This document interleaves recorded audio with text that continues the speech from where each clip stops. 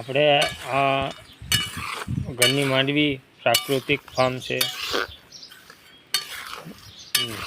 સિંગ બનાવીએ છીએ ખારી સિંગ. તો કેમ છો મિત્રો? આજે આપણે બતાવ્યા છીએ કે અમે ખારી સિંગ કેમ બનાવીએ છીએ. બરાબર, જોઈ શકો આપણે આ દાણા લીધા છે.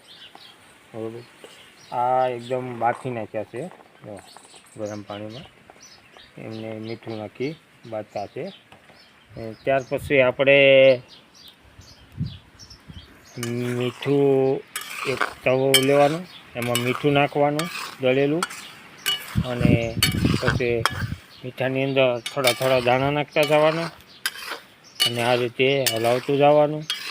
અને જ્યારે આપણે શેકાઈ જાય દાણા ટોમેટો, આપણે ખબર પડી જાય કે આ ફોફા ઉપરનું ઉછળવા મળ્યું છે, એટલે આપણે એને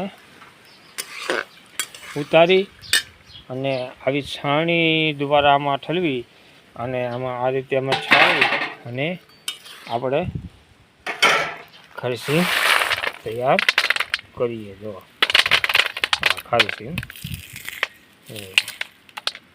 એકદમ ખારી સિંગ, જો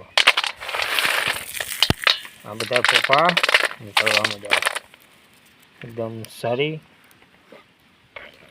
આપણે મોંઘા ભાવની બજારમાંથી ખરીદી કરીએ તો ઘરે પણ આ મહેનત કરી શકીએ. તો ખેડૂત મિત્રો, તમામ આપણા સબસ્ક્રાઈબરો છે એને કે ભાઈ તમે આ ઘરે બનાવજો ખારી સિંગ, બહુ સારી એવી બનશે. અને ધીમા તાપે રાખજો, એટલે બહુ સારી ખારી સિંગ બનશે. ખબર આ રીતે.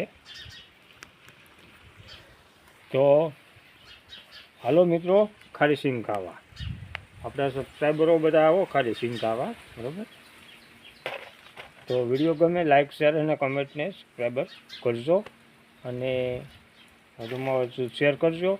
એટલે આ મોંઘા ભાવની બજારમાંથી લાવેલી ખારી સિંગ ઘરે બને, જોઈ શકો આ રીતે.